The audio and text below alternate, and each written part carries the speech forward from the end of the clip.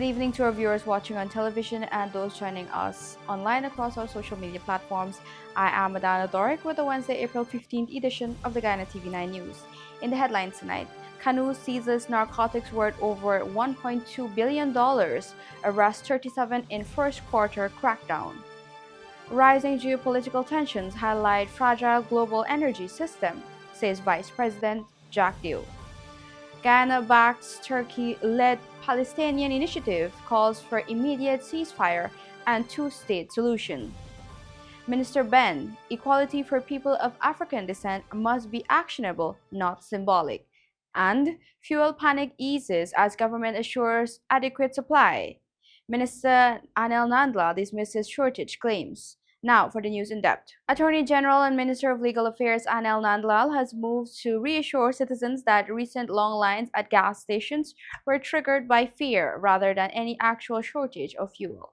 Here's more. Speaking on his Issues in the News program, Nandlal describes scenes of widespread panic buying across Georgetown and along the East Coast and East Bank corridors as motorists rushed to secure gasoline and diesel amid uncertainty. But at the level of the government, both His Excellency the President and the Honorable Prime Minister, who has responsibility for energy, issued public statements and assured the country that there is no such shortage and that in the days and weeks ahead, we already have ordered the required volume of fuel for local consumption. He noted that both President Irfan Ali and Prime Minister Mark Phillips acted swiftly to address concerns, assuring the nation that adequate fuel shipments has already been secured and there was no cause for alarm. In a separate statement, Prime Minister Phillips confirmed that the government has engaged with fuel importers after concerns began to spread. He explained that while one shipment experienced delays, it has since arrived and is being offloaded with additional supplies scheduled in the coming days. So there is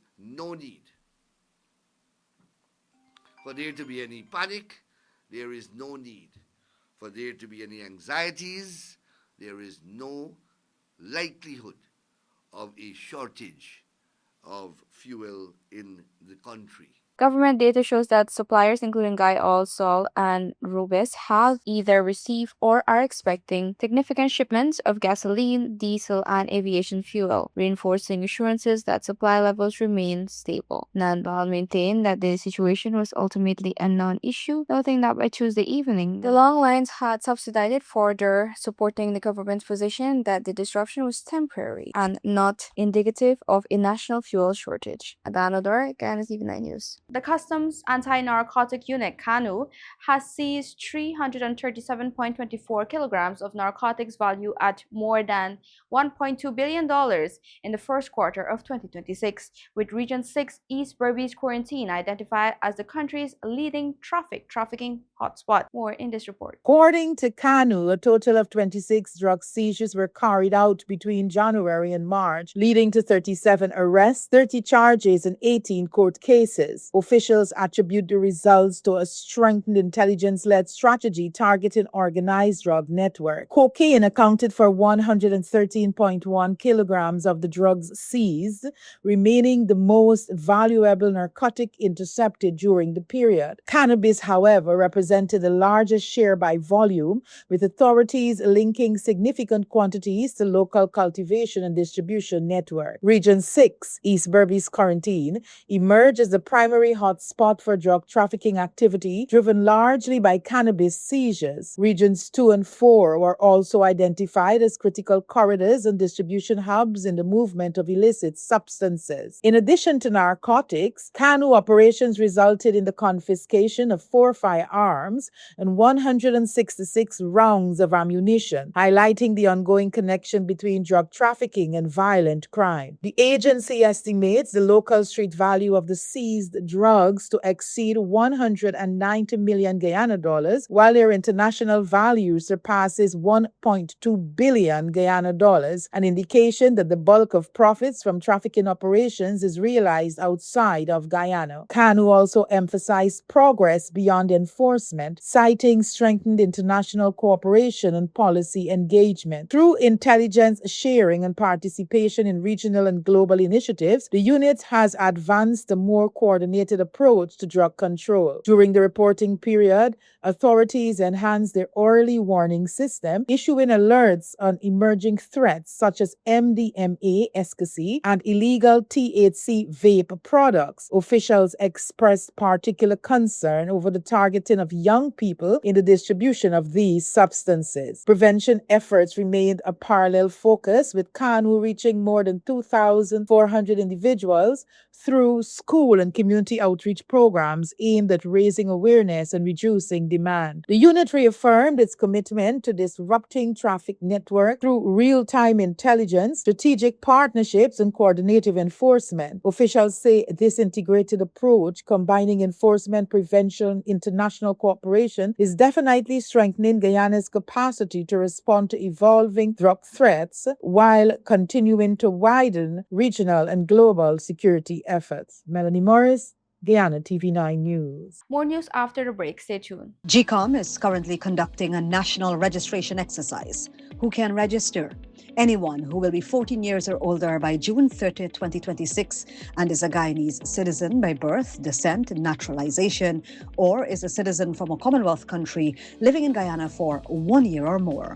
Persons eligible for registration must visit the GCOM registration office responsible for their area of residence to apply. Persons who are already registered could apply for a name change if they have changed their names since they were registered, apply for corrections if there is incorrect information on their national ID cards. Persons who are desirous of conducting any of the above transactions must provide the relevant supporting documents. Persons who are already registered must collect their new ID cards if they have not yet done so. This registration exercise will end on May 29, 2026. You need to apply for a transfer if you now live at a different address than the one you were registered at. For more information, contact the GCOM on 225-027729 or visit www.gcom.org.gy.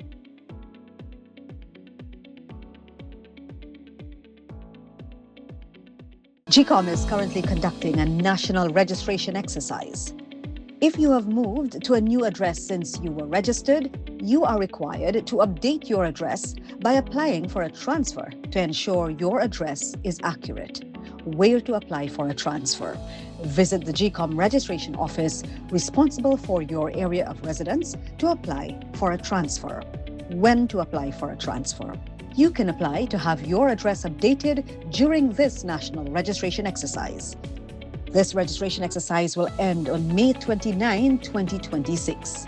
The office hours for GCOM are: permanent registration offices open Monday to Thursdays from 8 to 12 hours and 13 to 16 hours 30, and on Fridays from 8 to 12 hours and 13 to 15 hours 30. The offices will be closed on weekends and holidays. For more information, contact the GCOM on 225-027729 or visit www.gcom.org.gy. Welcome back. You're watching the Guyana TV9 News Bulletin.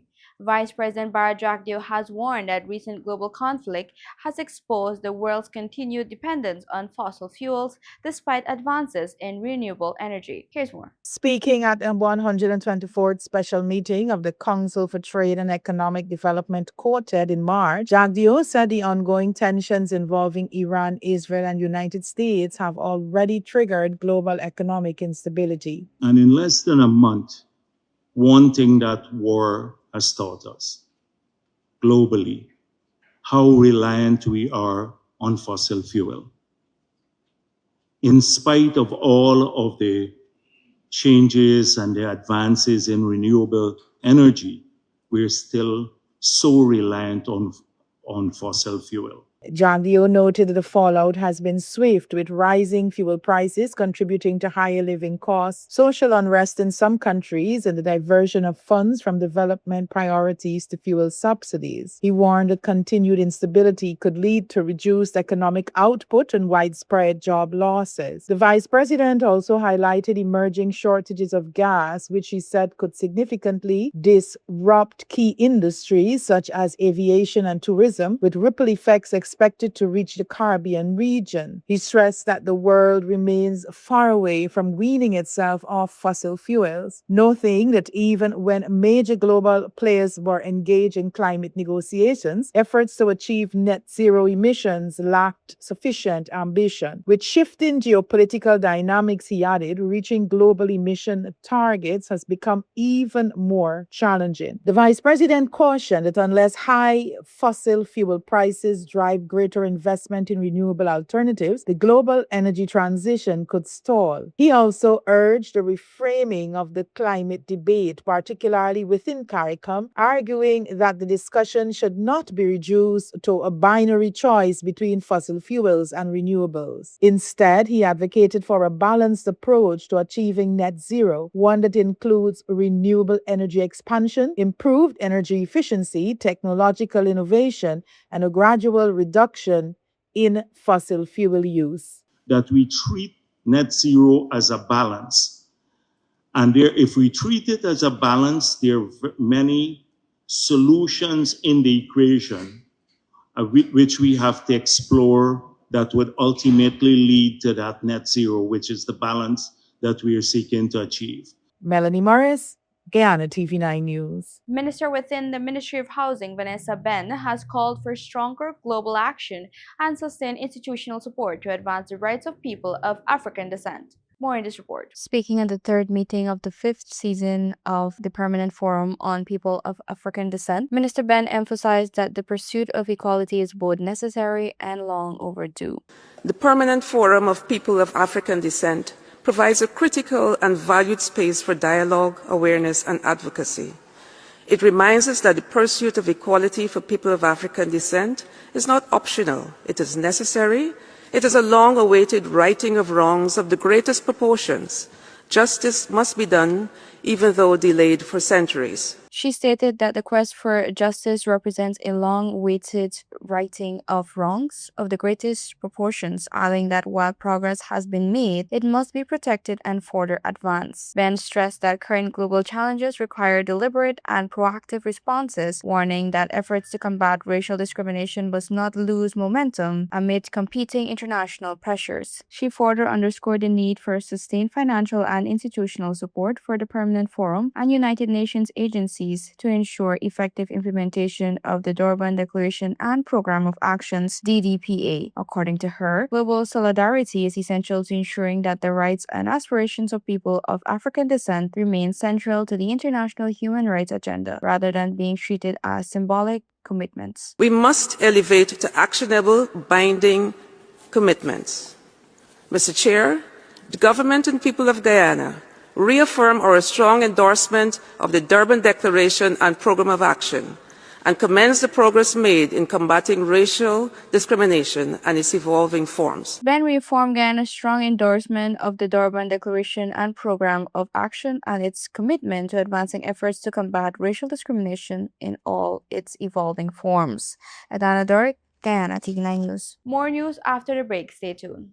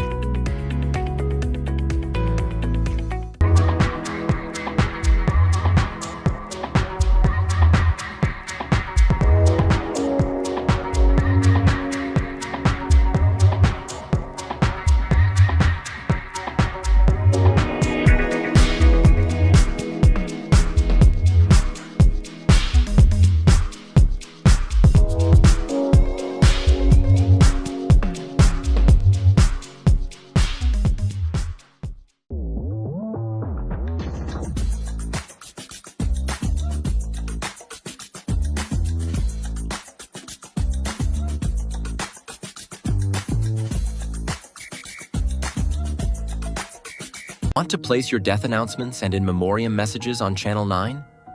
Call 592-761-5006, 710-5008, 600-5006. Or visit our office at Lot 85A Lamaha Street, Albertown, Georgetown, Century 21 Building.